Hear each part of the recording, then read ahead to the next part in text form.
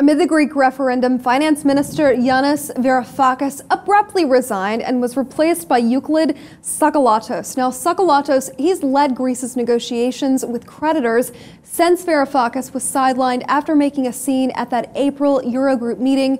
Varoufakis resigned just hours after voters backed his call to reject creditors' demands for more austerity in the referendum.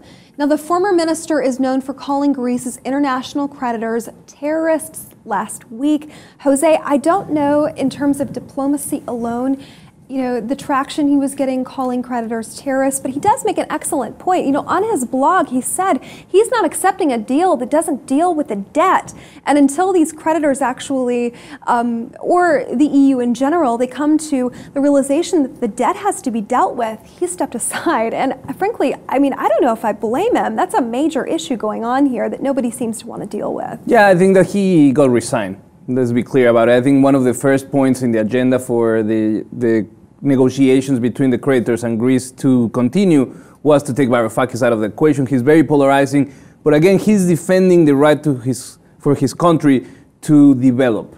I think that he's talking about is if we continue these bailouts, we are going to be in this same loop for many, many, many years, and we have to stop it, and we have to deal with it now.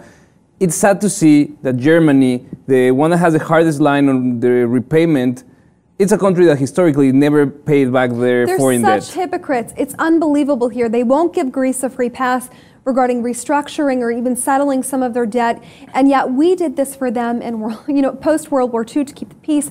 We have allowed them to slide on certain issues, and it's weird that, not weird, almost cruel of them to not allow the same courtesy. Historically, there's only two ways to bring a country that is in the situation of Greece out of this deficit. One is the way England did it in the 19th century after the wars with Napoleon, 100 years of austerity, 3, 4, 5% of their GDP devoted to pay back, or you could do it the German way, get 60% of your debt forgiven, inflation, and tax, a special tax for the wealthy, and then German miracle. But it's very hypocritical, as you mentioned, that they're squeezing everything out of Greece, and there's this story about this pension worker. He worked 40 years in Germany, and now he's standing outside of a bank waiting to get his pension paid back. Germany wants those workers that rebuild Germany to suffer austerity, get their pensions cut back while they reap the benefits of this work, and I don't think it's the right thing. Well, that's a form of theft, first of all. They can't steal from these people just because they need the money. Greece, 25% unemployment rate versus Germany's 5% unemployment rate. Greece joined the euro in 2001. They were a tiny country, Jose, and they had high unemployment numbers then, but they seemed to be doing well for a period of time within the euro, but they just couldn't keep up. It's my understanding that money was then pumped into Greece, which inflation soared, unemployment soaring, and here we are seeing this mess unfold before us. We have in the United States, states like my state, like Kentucky, where it's a sort of impoverished place. It's a great place, but we rely on a lot of money coming in from wealthier states, such as New York, in the terms of federal dollars, because the big pot gets mixed around.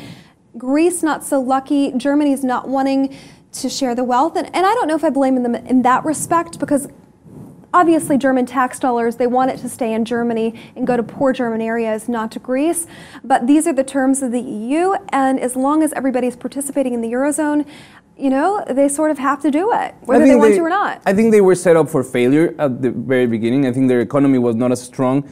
And it was for like a big party for Greece for a long, long time. They had the Olympic Games. They were able to start giving out very low rate credits to their population. Things seem to be getting better and better. But the reality is that they're victims of central bank speculation, investor speculation, trying to make a quick buck out of a country.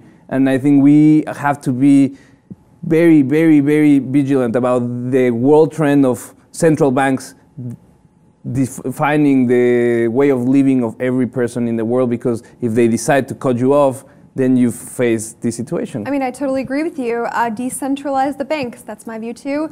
We'd love to know how you feel about Greece specifically. More austerity measures, or should their debt be forgiven? Please log on, post your comments below about this story.